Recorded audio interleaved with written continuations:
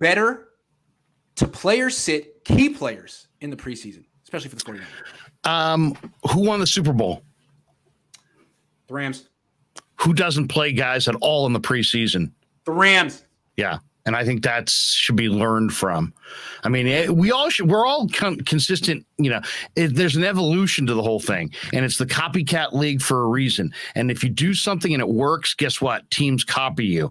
And I think that is one thing where the 49ers ought to copy the Rams. Why? Because they've added a 17th game to the season.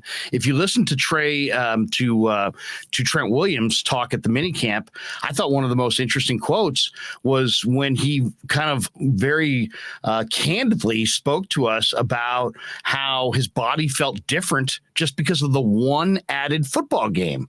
And so we think of him as, it's just an extra game.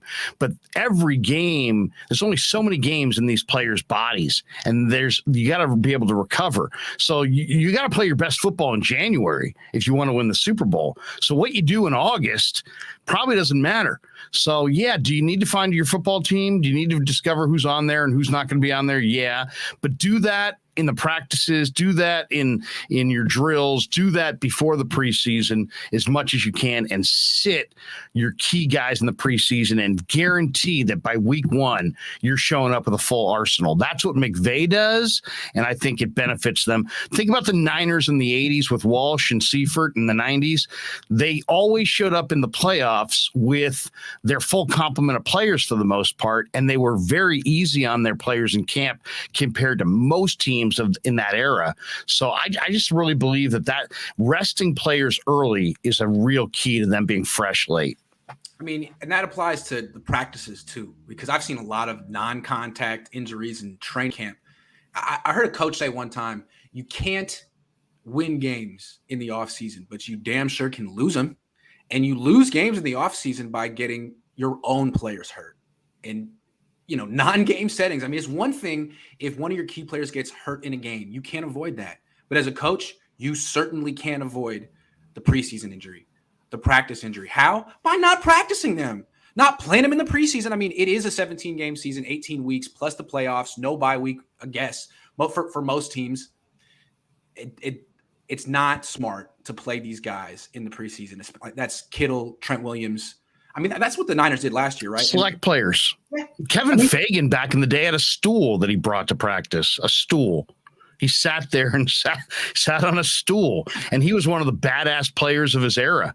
So why did he have a stool at practice? Because he had chronic knee problems going back to Miami, and they wanted to preserve him. And guess what? They had him. They had Kevin Fagan in those postseason runs, and they won. So sit your best players, especially at positions like tight end, where there's a dramatic drop-off between Kittle and whoever's coming next.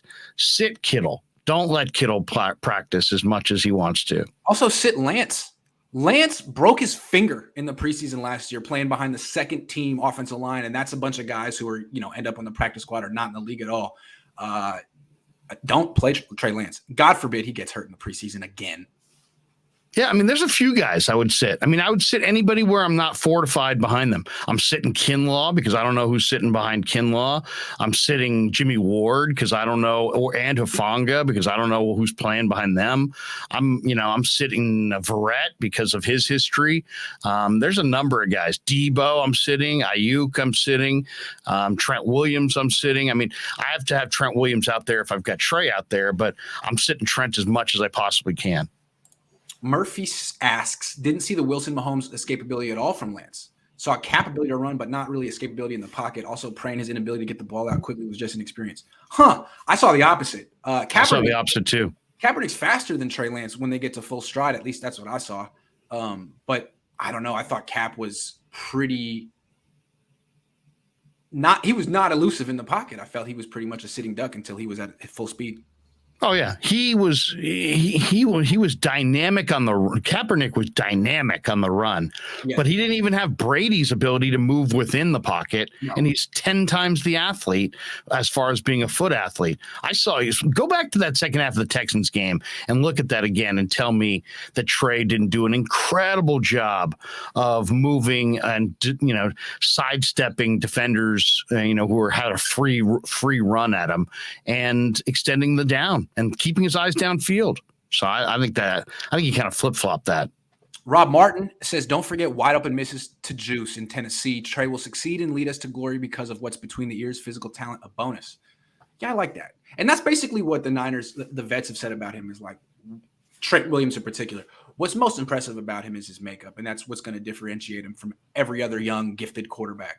That's what he said, and I can see that. I agree. And then I'll say this, that is consistent with the road scouts that I know who went in and saw him at North Dakota State the last couple of years. They said, you know what, this kid between the ears, this kid's work ethic, this kid's mental makeup and maturity is off the charts. The physical stuff is really, really good, but what really separates him is his love for the whole process of pro football. Joshua Wyatt asks, what is the Niners' plan if Trey gets injured behind this offensive line? It looks like on the surface like they are writing off the season and betting on 2023. Yeah, I don't think they necessarily have a plan if he goes down, unless Jimmy Garoppolo stays in the team, which I don't expect. And I kind of agree with what you're saying on that one. Not writing it off, but sort of like saying whatever happens, happens, basically, and we're okay with anything.